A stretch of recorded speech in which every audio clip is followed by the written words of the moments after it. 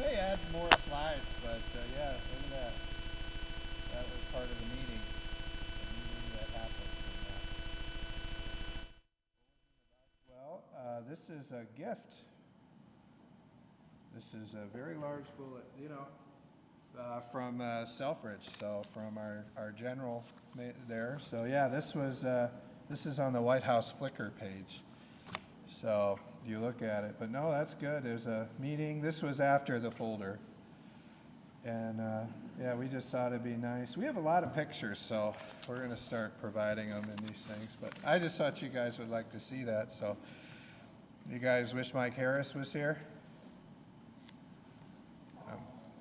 Yeah, he did a really good job last week. So no, it was good, and a lot going on. So no, I thought, it's very interesting, by the way, because when you read the reporting, the reporters fell for the revenue estimating conference's tricks. And, there's some very political estimators like the Zinn, who's the Senate. He's a political economist. And so what they did was they estimated these very high numbers in like January, and then here they come, the one they just had, and we can speculate why they estimated the real high numbers. I won't get into it, but we know why. And then they just came out with other numbers that still tell us we're growing, okay? So they say it's not a 5% growth, it's a 4% growth.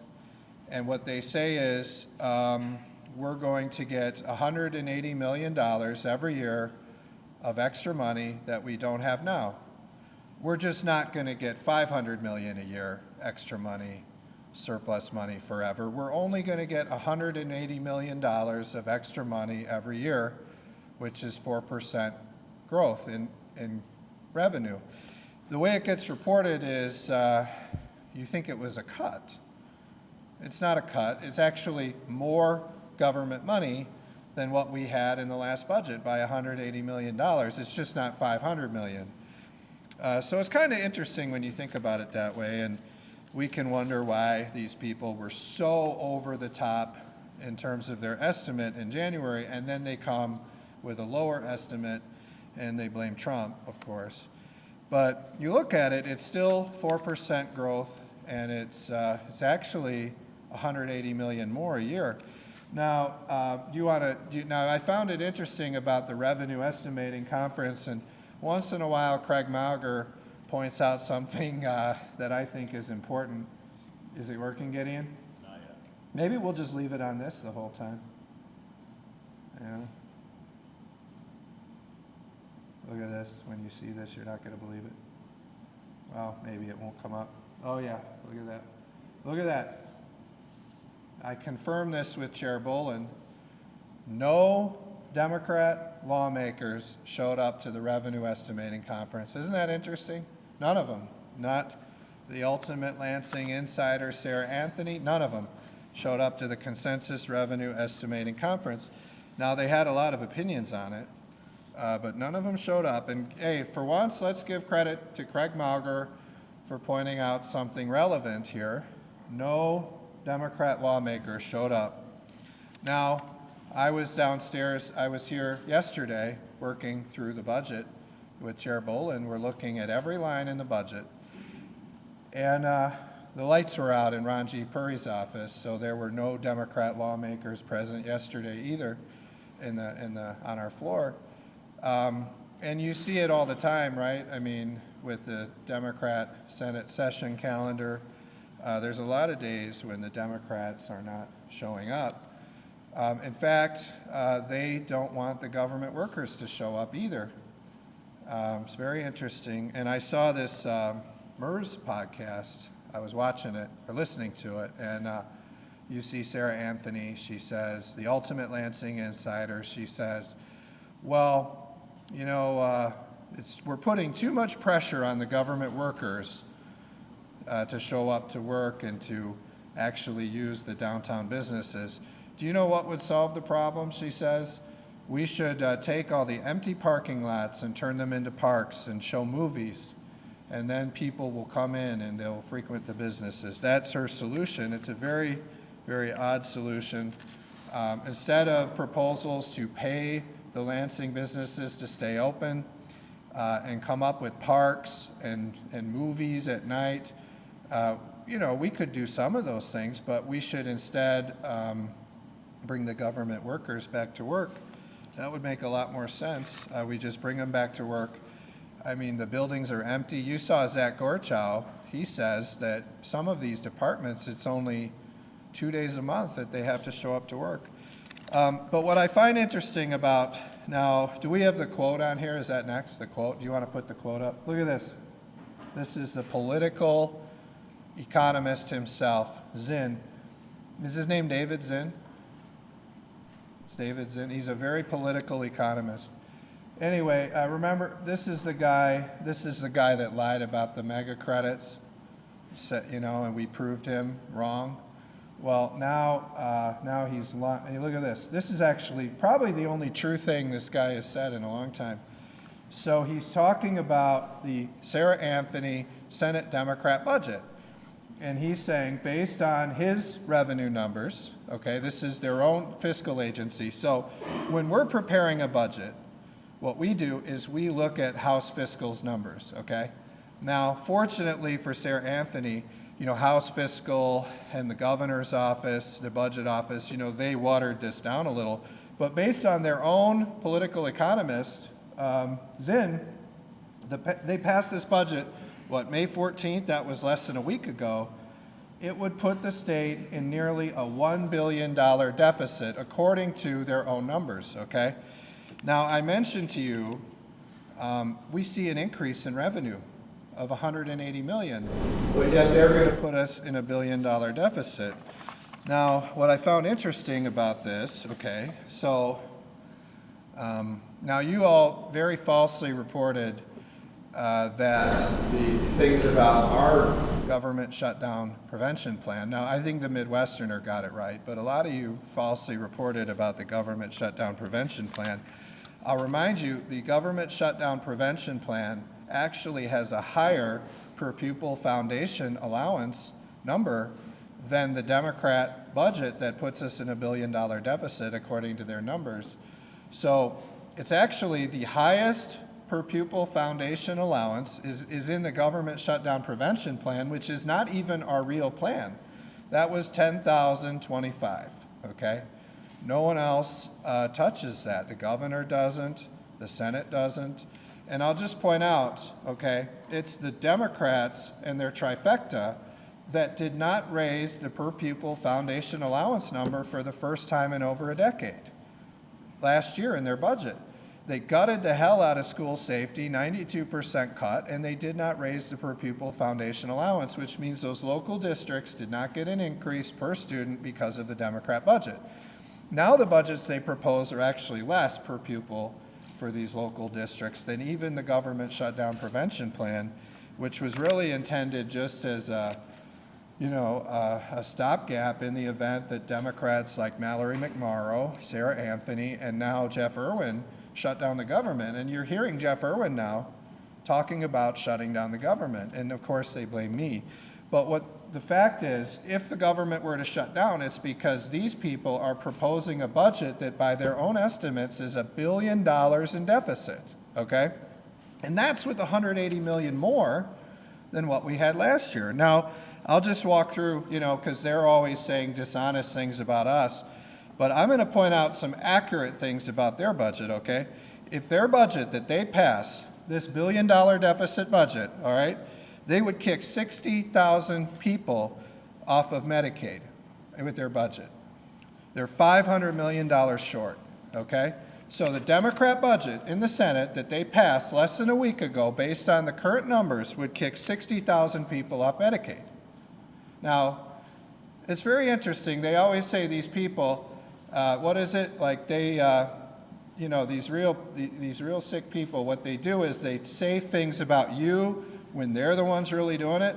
That's what you're seeing with this Senate budget, and that's why it's so irresponsible to put a budget out. So, okay, so add another $500 million to this?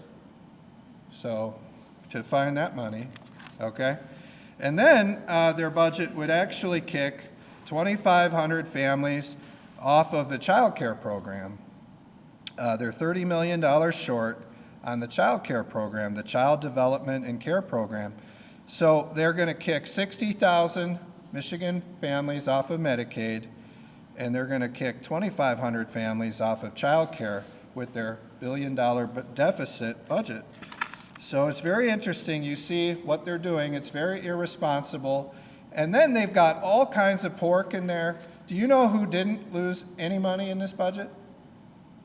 The Lansing lobbyists. Every one of their things is in there. The problem is people on Medicaid and families, working families that need child care, they don't have lobbyists. So Sarah Anthony and the Senate Democrats, they don't put it in the budget. So it's fine to pass a budget, according to the Senate Democrats, that kicks 60,000 families off Medicaid and 2,500 families off of child care. It's fine to do that, but at least we funded all the Lansing projects. Very interesting if you look at their budget. Now, I'll just say, as we're moving forward with the budget, you know, Ann Bolin, and I know that BOJ is getting a lot of momentum. A lot of you are talking about BOJ now. What we're doing is we're going through this budget and we're taking this extra $180 million, which is great that the revenue is actually up. And what we're doing is we're going through the budget line by line, looking for value for your tax dollars. And we're going to make sure that all of these Michigan families get their Medicaid funding. We're going to make sure that all of them that are currently eligible are going to get their child care. You know, when you see our budget, it's going to be there. You're not going to have a $1 billion deficit. Now remember, this $1 billion deficit is without them doing those things. So if they put the $500 million in there for child care, it'd be a bigger, or for Medicaid, it'd be a bigger deficit. If they put the $30 million in there for child care, it would be a bigger deficit. So you see the big problem they have here. They just stuff this thing full of every single thing that a Lansing lobbyist asks them for, but there's some really tough decisions that are going to have to be made. You look at what we're going to put forward in our budget, we're going to actually have a budget that is smaller than the year before with no deficit that's actually going to fund all of these critical programs, and it's going to reverse the Democrat income tax hike. We're going to require that the government workers come back to work. They're coming back. And we're going to fix our local roads without raising taxes. Now, remember, the Senate budget does not have a roads plan. Even Chad Livengood admits that, and he never admits anything that helps Republicans. But he's saying that, and he's right, the Senate has no roads plan. So they have off to the side a $3 billion placeholder for roads. So what you're going to see is they call it an $84 billion budget, bigger than the governor proposed, but it's actually an $87 billion budget if you put the roads in there, which is probably like a 7% increase off of last year. It's going to take us into major deficit, what the Senate's doing. So I'll just talk through, I'll say this, like when I'm looking at our roads plan, I look at it and say, our roads plan was predicated upon the $500 million of extra money. That was one of the planks of our roads plan, right? We're going to end the corporate giveaways, the mega credits and SOAR. We're going to do that. We're going to dedicate all of the money from the pump to the roads, something the governor and I agree on. And then our original plan was to take the $500 million in surplus money and dedicate that to roads. Well, now we only have $180 million of surplus money. So I went to our team yesterday and I said, what are some examples of some things we could cut to make up that shortfall? So 500 minus 180 is like 320 million. So what are some examples of what we could cut for the 320 million to show how, this is very simple. When you see our budget, you're going to see a lot more than this. I'm just showing you how simple it is to find $320 million to cut in this budget to put our roads plan back on the path where it is. It's a $3.1 billion roads plan. So Gideon, I'm just going to show this to you. These are some things that you could cut, all right, to fix the roads. Can you see it, Beth? We're going to have to put one on this side. Would that, yeah. Well, I'll read it to you. So right away, we can cut the remaining corporate giveaways, okay? You see there's $100 million for the Business Attraction and Community Development Fund. I think the Senate cuts most of this program too in their budget. The entrepreneurship ecosystem, these are just more corporate giveaways, putting corporations over everyone else. And none of these things are resulting in any job creations. I mean, I saw some of your stories today where you talk about, you know, the problems with our Next Energy. And there was another one that you guys just reported on today that's having trouble with all these corporate giveaways. So we're not getting the results. And we're just saying local roads is probably more important to most people than these big corporate giveaways. So we'll just get rid of the rest of them. Next, the COVID-19 task force. Okay, they still get $22 million a year in this budget. The COVID-19 task force, I mean, what are these people doing? I mean, they're planning still about the COVID-19 pandemic. Maybe, I don't know, are they going around asking people to wear masks still? I don't know what they're doing, but what's more important, local roads or keeping the COVID-19 task force? It's just a great example. These programs never go away.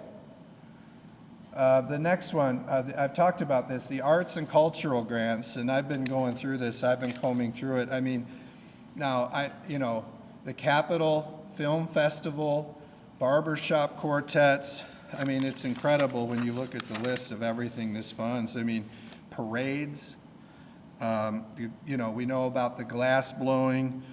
We found one today, puppet art. This is funding the puppet art. What's more important, puppet art or roads? And I think most people in Michigan would say roads. I mean, every puppet company in Michigan is getting a grant from these people. It's unbelievable. That's $11 million. The next one, the Office of Global Michigan for $28 million. And this is where Governor Whitmer has housed a lot of her initiatives to subsidize illegal aliens. I mean, we saw the illegal alien rent subsidies and many others located in the Office of Global Michigan. $28 million, we don't need that. And then I'll point this out. So I've been looking through their budgets, and I'm doing this from memory, but okay. So they tell me since Governor Whitmer took office, under the Democrat trifecta, all right, so 2 years, Democrat trifecta. Is it 1,700? 1780. 1,780, the new government employees during the 2 years of the Democrat trifecta. 1,780 new government jobs. Government workers, all right? A great expansion of government. And then they told me this year, Governor Whitmer is proposing, I think it's 820 new government workers. 830. Isn't that great? Gideon knows these numbers right on the dime. 830. So 830 new government workers being proposed by Governor Whitmer this year. And then they told me that in the Senate Democrat deficit budget, which is $1 billion deficit, it kicks families off Medicaid and kicks them out of child care. Their budget, what is it? It's around 400 new government workers. 360. You like? He knows exactly the number. It's not 359. It's 360. Okay. So the Senate Democrats want to hire 360 new government workers, create new government jobs this year. The governor, it's like 830. And this is on top of I think you said it was 1,780 in terms of jobs that are new government jobs that Whitmer created over the last 2 years. So what we found out when we looked through the budget, though, there's currently 2,900 government state jobs that are not filled. They're just not filled. These are empty positions. And House Fiscal estimates that's $150 million. So you could save the taxpayers $150 million if you just eliminated these 2,900 phantom jobs that have never been filled. They're not filled, they just exist. And then on top of that, they want to add more. It's incredible. So this great expansion of government, they're expanding so fast they don't even fill the positions. So we eliminate those 2,900 employees that don't exist. They've never been hired. These are vacant positions. You're going to save $150 million. That puts you at $326 million. I just said the whole is $320 million. I just showed you right here $326 million of how you could fix the roads. Now the Democrats, they're going to say that we can't make cuts. I'm showing you right here. These are very easy cuts. Getting rid of the corporate welfare, getting rid of the COVID-19 task force, prioritizing roads over, film festivals and barbershop quartets and glass blowing, and ending the illegal alien subsidies and the other things that Global Michigan does, and then just eliminating all the positions that the Whitmer administration cannot fill. Now, remember, none of these people are working in the office.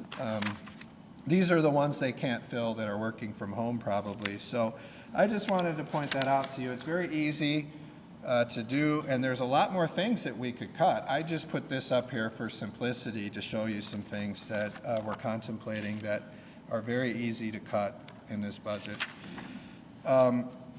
Let's see. I don't know what the next thing is. Oh yeah, did you guys see this? The news story in the Midwesterner. We're working off these slides, but it doesn't really, I'm learning how to do it. So yeah, this was very interesting. We're looking at this great work by the Midwesterner, and a lot more detail in this story, and it's very nice. So we had a hearing today. I thought, and I didn't see all of it yet, but we're trying to hold Tyler Technologies and Secretary of State Benson accountable. You saw, I mentioned, I think it was last week when I announced to you that we were going to have to extend the deadline on the filing because the website didn't work. And our people told me that both Republicans and Democrats were very tough on Jocelyn Benson today, which is important. Now we know that according to the Chicago Tribune investigation, officials with Tyler Technologies, which is the hand-picked website company picked by Jocelyn Benson, they have a history of donating to Democrat candidates running for offices in need of modernization. We see that in Grand Traverse County, the 911 service designed by Tyler Technologies had all kinds of problems. It was a mess, and the Grand Traverse County was forced to spend $231,000 in one-time fees and an additional $301,000 in annual fees to maintain the service, which increased their annual contract by $167,000. We see that Genesee County it was in a lawsuit and alleges the company made fraudulent statements about the functionality of its software for 911 services.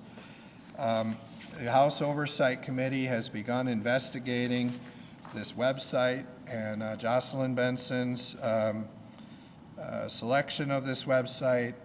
It's a total mess, and they're going to continue investigating it. We see that there's at least 19 federal lawsuits against this company. We saw in Cook County in Illinois, the cost ballooned from $75 million to $265 million with no end in sight. It's a complete mess. This $9 million website by Jocelyn Benson that does not work. We have some statements by Neil Tanadar, who is not a Republican. We all know that.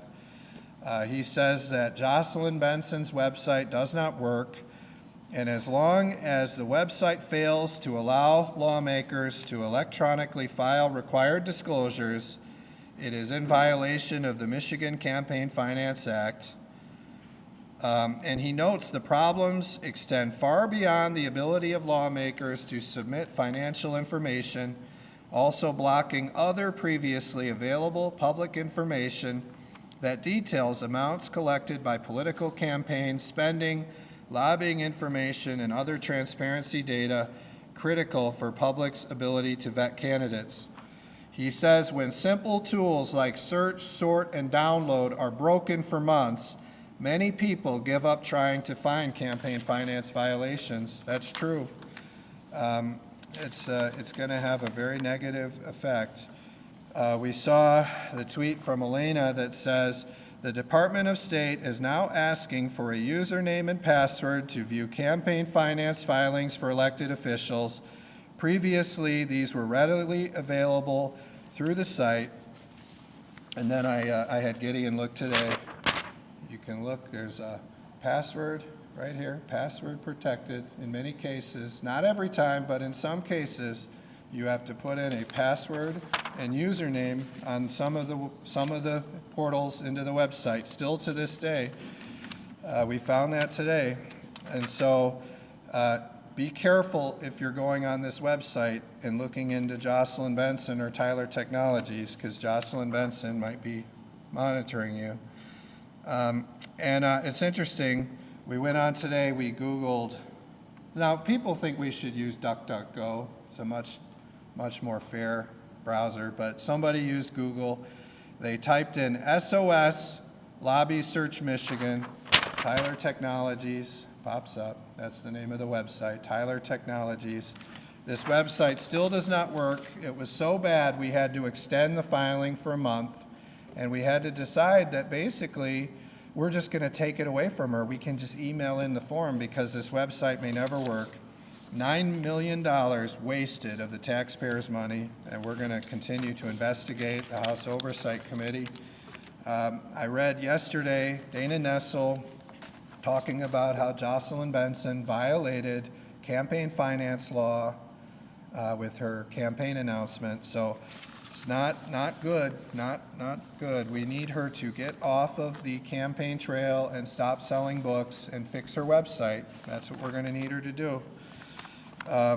So I'll just, anyway, great job by the Midwesterner. I mean, you guys keep finding more and more stuff every week. It's really impressive what we're seeing on there, and appreciate it. Just look, oh yeah, did we give them this stuff, Gideon, about the Fitzgerald stuff?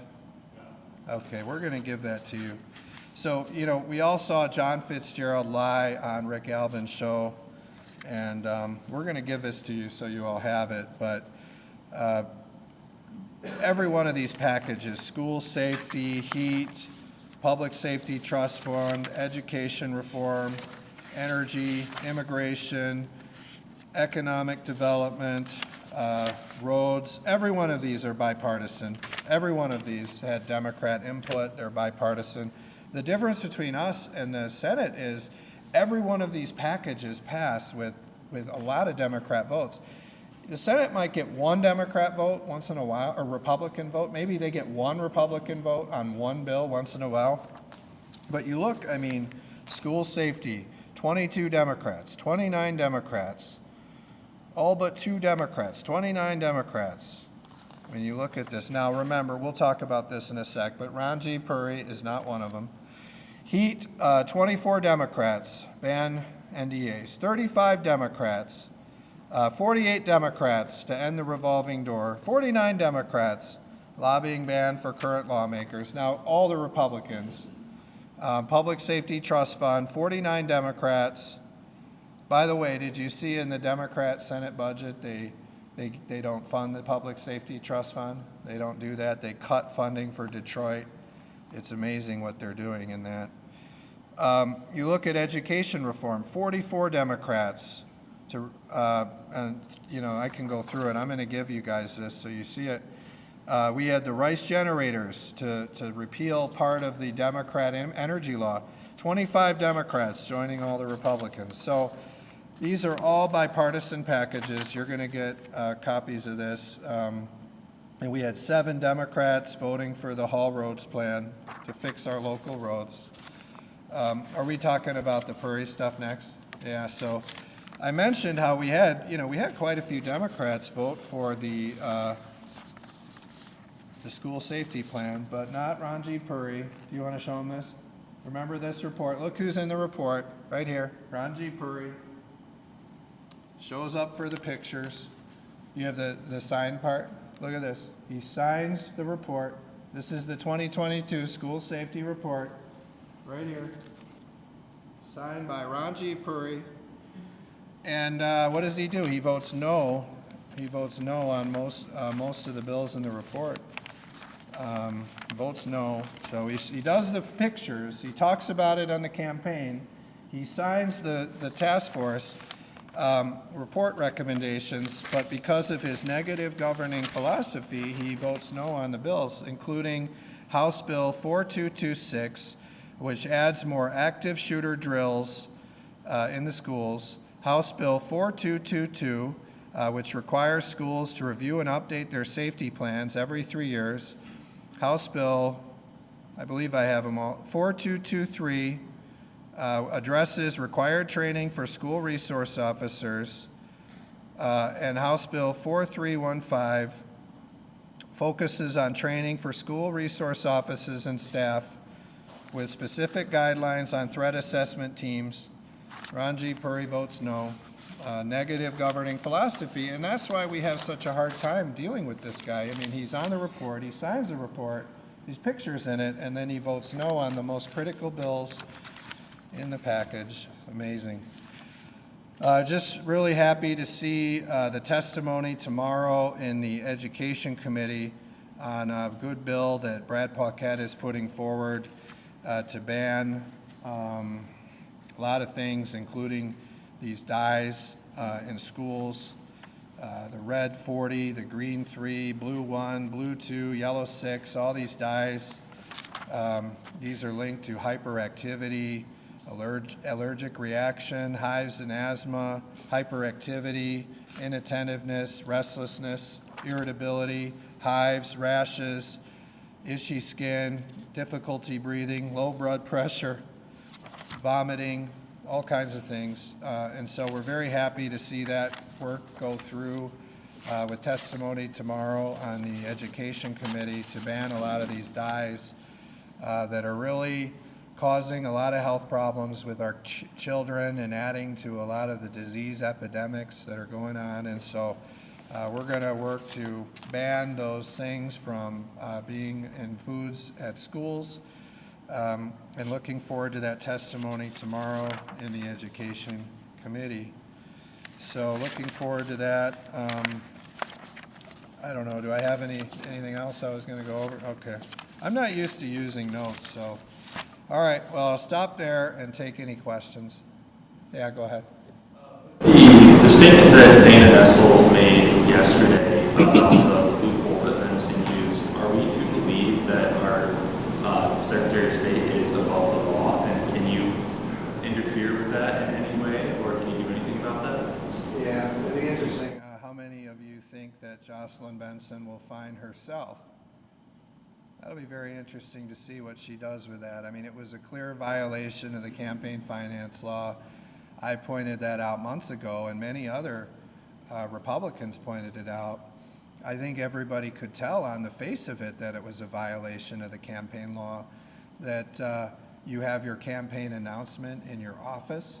I mean, that on its face should be very clear that's a violation of the campaign law. And Jocelyn Benson has maintained for months that it was allowed. And I mean, the fact that Dana Nessel even came out and pointed out it was a violation of the law is incredible. It's been a very bad week for Jocelyn Benson, and it's just getting started. I mean, if she could just leave the campaign trail and stop selling books and start doing her job, I think things would get a lot easier. You know, that's what the people of Michigan expect. So, you know, we're looking over the comments that Dana Nessel made and thinking about it, but it is interesting who is going to hold her accountable for violating the law, and it may have to be the legislature. We may have to do it through oversight hearings and through her budget. That may ultimately be what has to happen. Yeah, Rick. At that point, the Assistant Attorney General who wrote that determination suggested the legislature might want to close the loophole that says by law that she or another Secretary of State couldn't be fined or sanctioned. Is that something that the House is going to look at or do? Well, you're right. So we're we're evaluating that, what Dana Nessel said. I mean, we're looking at that and evaluating it. I will point out, though, we have the House Oversight Committee. We do ultimately control Jocelyn Benson's budget. And so we're going to look at all of the tools that we have at our disposal to decide exactly how to handle this violation of the law, which is pointed out by both Republicans and Democrats as a violation of the law. Did you have a question? Yeah. Speaker Hall, to that point. Yeah, hey, so you're at Michigan Advance now. Yep. Well, congratulations. That's a great, they're actually, a lot of people think they're funded by the Democrats, but I actually find they actually are pretty fair with me so far. So hopefully you'll keep that up. All right, good. Gave me the thumbs up. My question is, instead of going at it from a House oversight standpoint, I mean, this could affect future secretaries of state. So wouldn't it be, more prudent to rewrite campaign finance law first, as opposed to using the lever of the House Oversight Committee? Yeah, so like I said, we're evaluating what Dana Nessel said, and we're going to consider the options we have, and one of them is to rewrite the law, and we also have other tools that we can use to hold Jocelyn Benson accountable. So I think we got the report yesterday. It was like, and so we're evaluating it. We're talking with our members. It's not like Joe Tate where, they didn't remember when they lied. He lied to all of his members about what was in the education budget. We actually talked to our membership and get their ideas. So Dana Nessel's put something forward. We have a lot of things we could do, and we're going to evaluate it with our members, and that includes Rochelle Smith, who's the chair of the Election Integrity Committee, and we're going to come back to you with how we're going to handle it. Any other questions?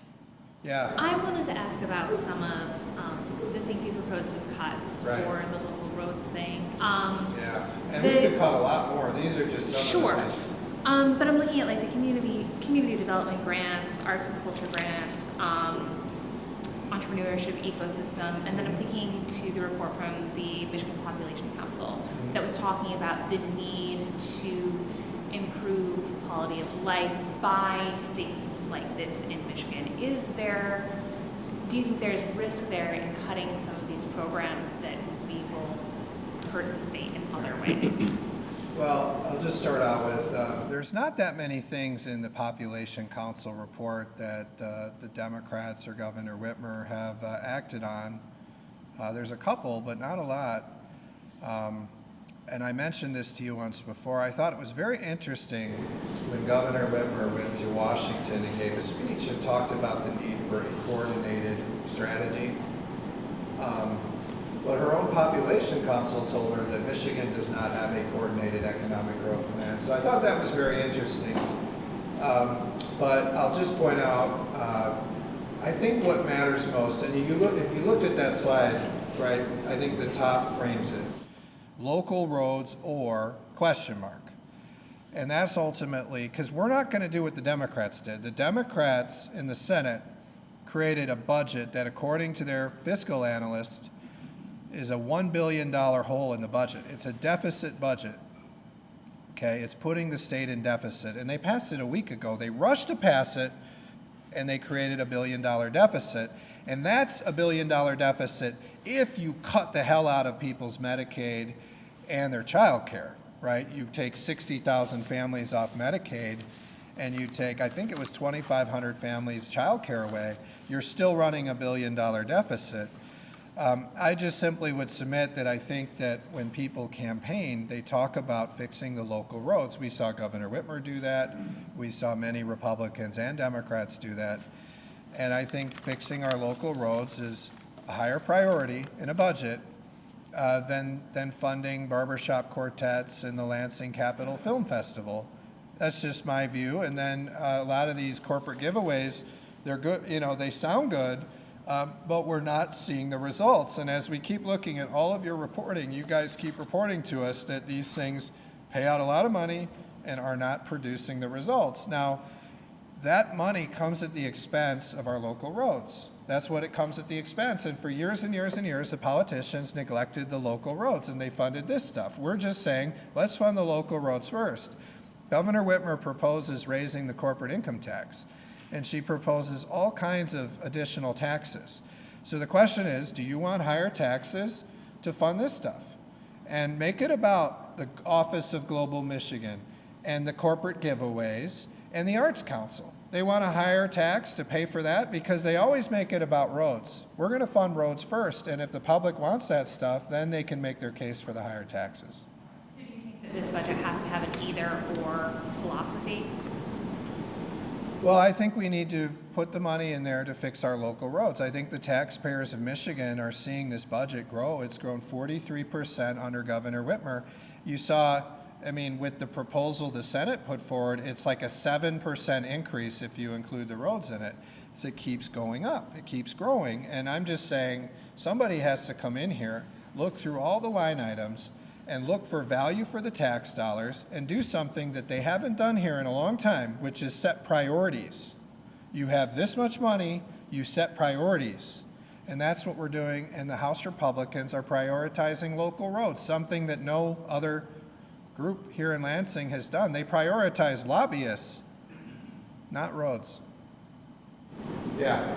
The Senate this morning passed out a package of legislation that would allow survivors of sexual assault longer statute of limitations to bring claims on severe prosecutory charges. Is that something that you think might have some traction in the House? How do you feel about this? Well, my recollection of this is that, and I'm not sure about all the details of the package. I haven't looked at it, but is it true that when the Democrat trifecta, they couldn't get that done? It didn't have a hearing in the House. Yeah, so when Joe Tate was Speaker, they didn't move it, right? The House Democrats didn't move it. And now I'm sure they're going to say, well, it's all my fault, right? But, I mean, they had their trifecta. They had a Democrat Speaker. They didn't do a hearing on it. They didn't move the bills. So, you know, I mean, I would guess there aren't the votes in the Democrats to do it in the House. I don't know. There must be a reason. How do you feel about the concept? Well, I haven't looked at it, but, you know, I think the idea of extending statutes of limitations for decades or whatever it is, I don't know how long, you know, that creates a lot of questions, a lot of legal problems. So we'll look at it. I haven't seen it, but you didn't see the Democrats move it when they were there. So it must have a lot of problems, but we'll see. Yeah, Tim. Could you name the names of the Lansing lobbyists that you referred to? Well, I think we know all of them. I mean, you look at them.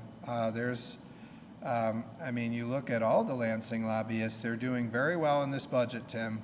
And what you don't see, you know, is lobbyists for Medicaid or childcare, apparently, because they don't get the same treatment as you see all of them get under Sarah Anthony's budget. It's amazing. Well, like I said, it's pretty much all of them. I mean, you look at it, you can look through them and you can see who who gets the benefits of this budget. It's amazing, Tim. Well, like I said, it's all of them. I mean, you can look at it. It's all of the lobbyists. Well, you go look. I mean, I'll tell you, you know why Tim has to ask me this?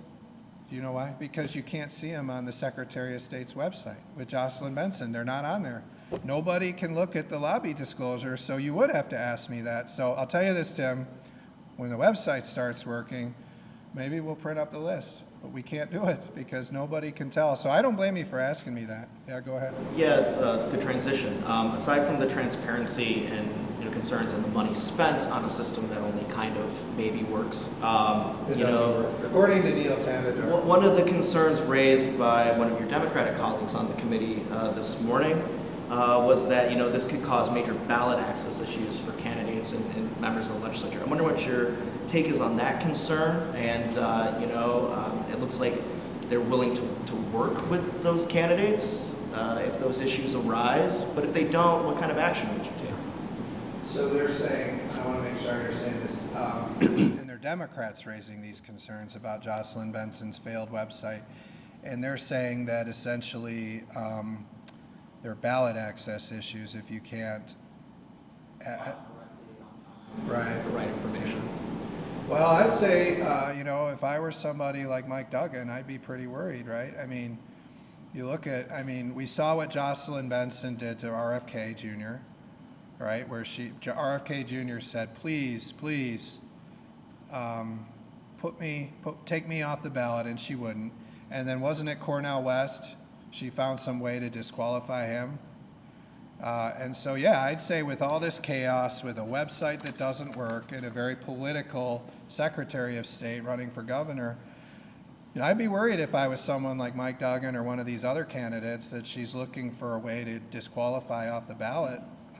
I'd be worried, yeah. There may be, Republican candidates. How many Republican candidates did they disqualify from the ballot? So I'd be worried. Yeah, you said 5. He knows off the top of his head.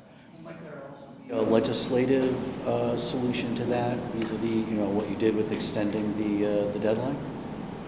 I would be worried if I were a candidate trying to challenge Benson for governor that they may use the website or any of this stuff to come up with a technicality to disqualify you from the ballot. So I'm not surprised one of the Democrats is raising that as a concern. It's probably pretty sharp. I hadn't even really contemplated that, but that's why we have committees, and I set up the committees so that, Republicans and Democrats were on committees that they could really produce. And you're seeing that on the Oversight Committee with questions like that, so that's great. And then you were asking me about a legislative solution.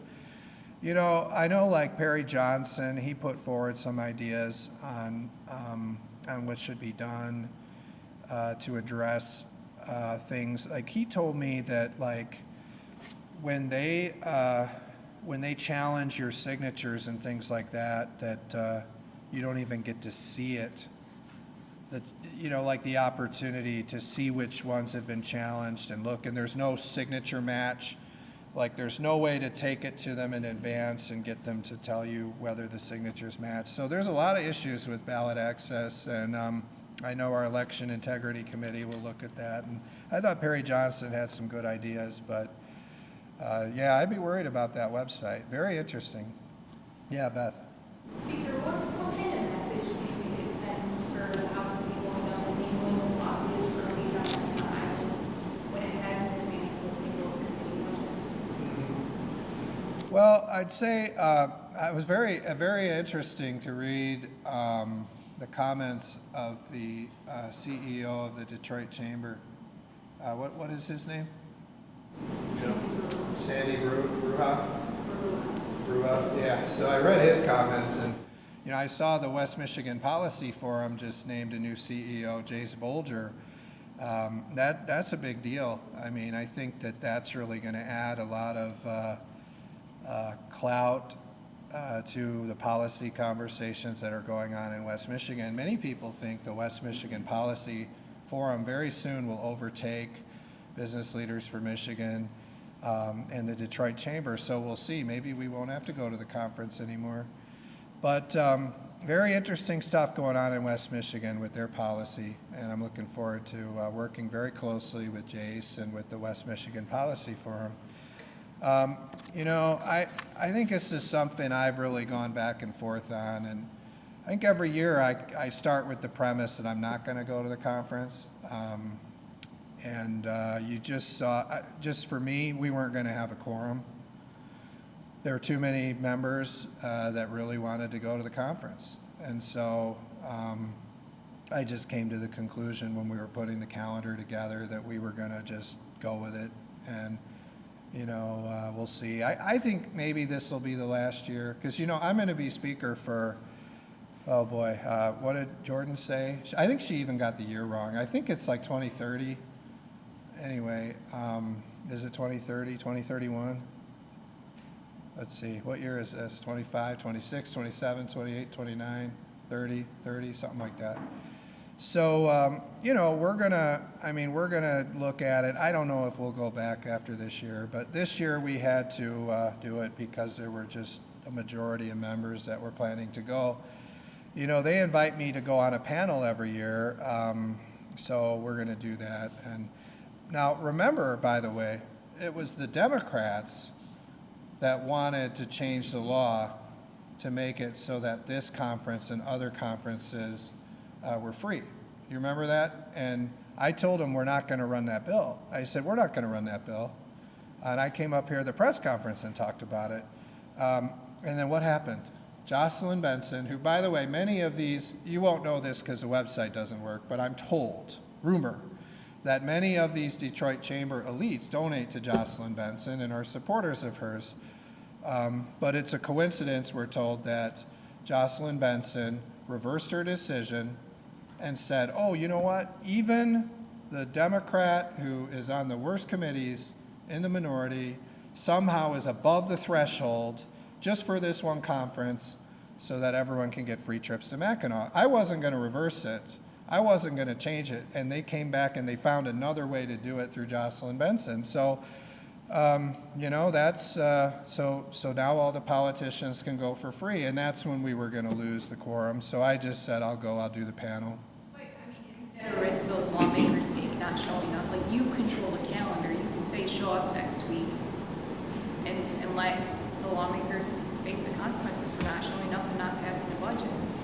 Yeah, I mean, I'll just say that we're working through our budget, and you see what happened here with a rush budget, a $1 billion deficit, and then they cut 60,000 people off Medicaid and 2,500 families off of child care. That's what happens when you rush on a budget. So the Mackinac Conference, which I've told you, I really question whether we're going to go in the future.